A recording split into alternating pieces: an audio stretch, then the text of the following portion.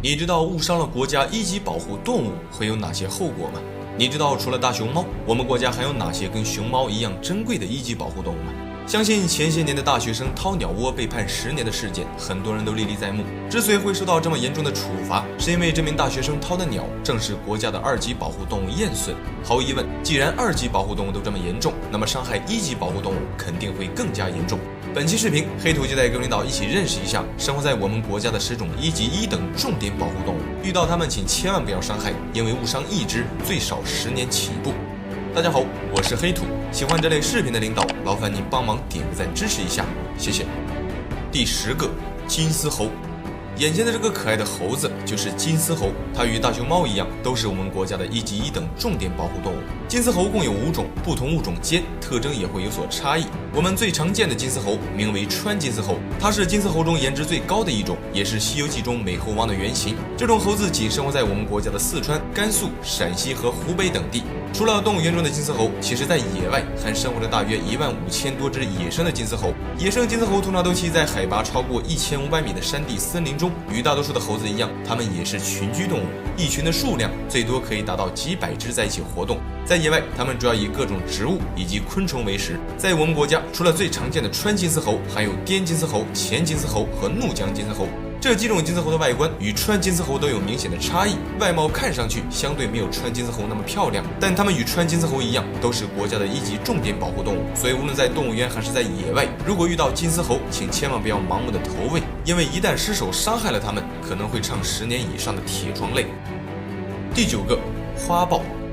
花豹也就是我们俗称的金钱豹。一提到花豹，相信很多人都会联想到非洲，因为这种大型猛兽多数都出现在非洲大陆。然而很多人不知道的是，即便是到了今天，在我们国家的华北地区，仍有野生的花豹生活在野外。花豹是一种分布极其广泛的物种，它的出没范围横跨亚洲和非洲的许多地区。在我们国家的华北地区，也就是山西、河南、河北以及甘肃南部和山西北部等地，曾经是华北豹最主要的栖息地。在很久之前，华北地区的野生豹子吃人的事件层出不穷。到了近代，由于人口的快速膨胀，逐渐的就导致华北豹的种群数量急剧下降。截止到2023年，野生华北豹的数量可能已经不足500只，非常罕见。要知道，一头成年花豹的头体长度最长可达2米以上，它们的嘴里长有非常发达且锋利的犬齿，一口下去可以轻易的撕裂我们的皮肤。另外，花豹的力量也大得惊人，它可以轻易的将一个成年人类咬死，并且拖走吃掉。所以在这里提醒一下，喜欢到野外游玩的各位领导，特别是华北地区的领导，一定要注意安全。虽然野生花豹的数量不多，但碰到1只就足以威胁到我们的生命。再有就是花豹也属于1级1等重点保护动物，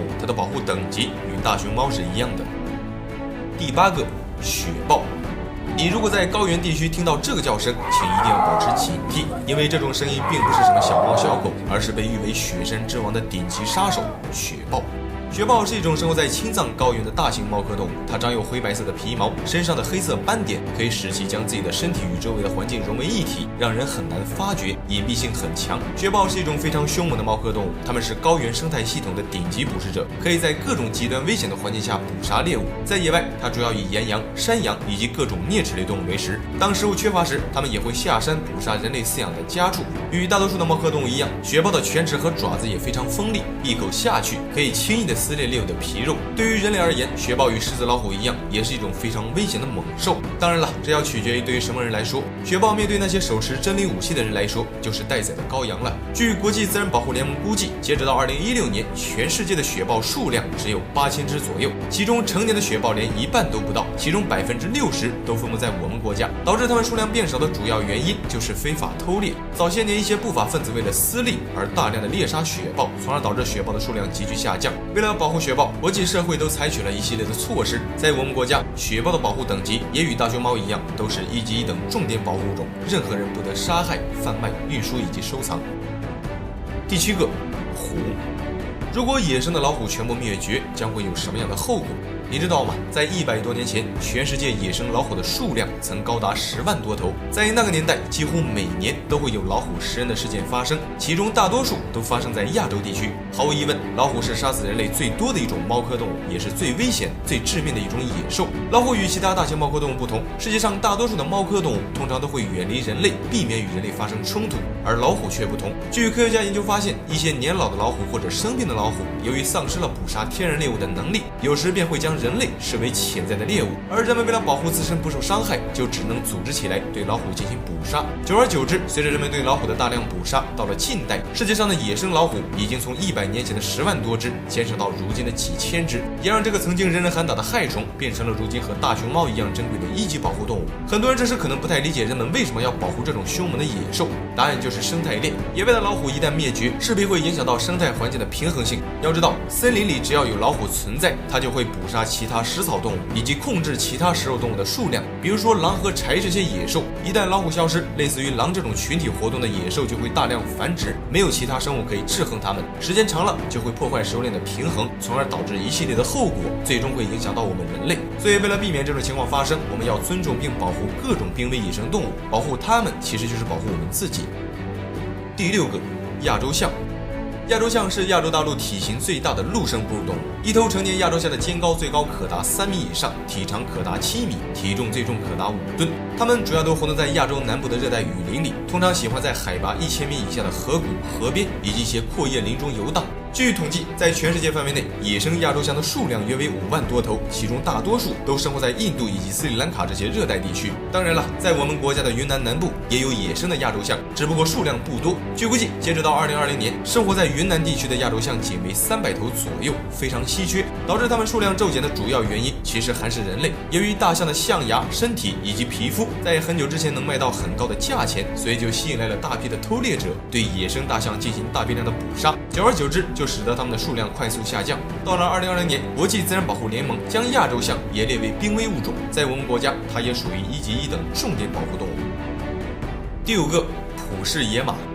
你眼前的这个长相酷似家驴的生物就是普氏野马，它的外观看上去像马又像驴，并且没有特别突出的地方。如果把它放到农村，多数人可能都会把它当做普通的骡子。但我要告诉你的是，它非但不是普通的驴，而是一种非常罕见的野马，并且还是我国的1级1等重点保护动物，比大熊猫还要珍贵。普氏野马也叫亚洲野马，它分布于我们国家的新疆、甘肃和内蒙古地区，通常都活动在一些草原、丘陵以及沙漠地带。它的体长可达2米，体重最重可达700斤，在野外通常都是群体活动，一群的数量从5到20头不等。之所以说它比大熊猫还要珍贵，是因为这种野马是世界上原有300多种野马中唯一幸存下来的品种。长期以来，由于人类的大量猎杀以及栖息地环境恶化等多种原因，早在上世纪中期，普氏野马在野外就已经灭绝了。截止到今天，全世界的普氏野马的数量仅存2000多头，全部被圈养了起来。在我们国家只有700多匹，数量比大熊猫还要稀缺，因此普氏野马也属于国家1级重点保护动物。第4个，云豹。云豹也被称为龟纹豹，这是生活在热带地区的一种小豹子。一只成年云豹的头体长度可达1米以上，体重最重可达60多斤。这种豹子四肢粗短，脚掌宽大，一般都活动在一些植被茂密的热带森林中。它的嘴里长有一对长达4.5厘米的犬齿，一眼看上去就类似于剑齿虎的牙齿一样，因此云豹也被人们称之为小剑齿虎。独特的头骨构造赋予了云豹很强的咬合力，它一口下去可以轻易地撕裂其他猎物的皮肉。由于大多数的猫科动物一样，云豹也是一种高度肉食性动物，在野外它主要靠捕食一些中小型有蹄类以及灵长类动物为食。在它的生存范围内，云豹也站在食物链的上游，除了人类和其他大型猫科动物，它们几乎没有天敌。但早些年由于人类的过度捕猎，使得云豹的栖息地遭到了严重的破坏，从而导致种群数量也大幅缩减。截止到2020年，全世界成年野生云豹的数量估计仅为几千只，非常罕见。因此早在2008年，云豹就被列为易危物种，在我们国家它也属于1级1等重点保护动物，非常罕见。第3个，高鼻羚羊。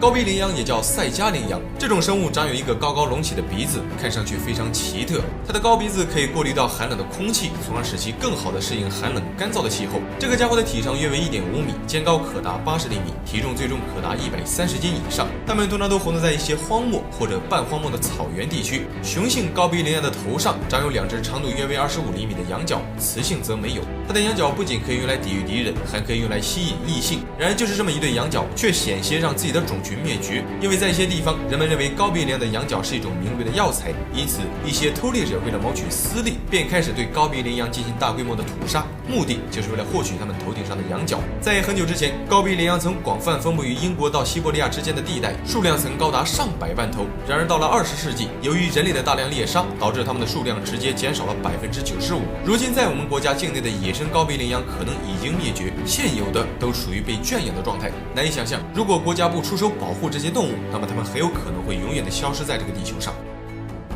第二个，朱鹮。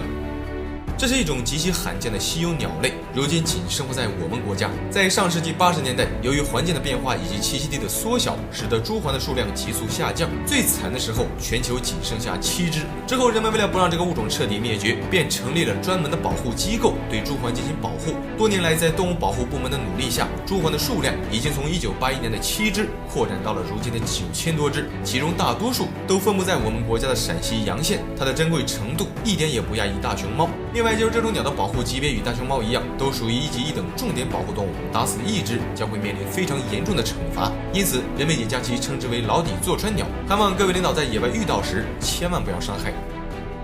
第一个，大熊猫。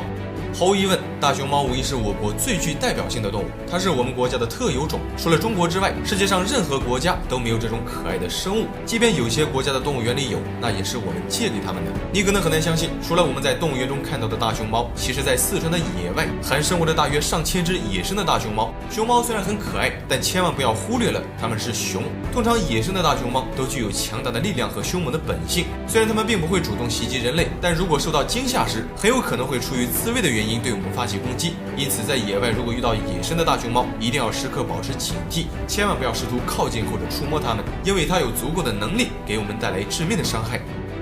好了，本期视频就到这里了，觉得还不错的领导记得帮黑兔点个赞，谢谢。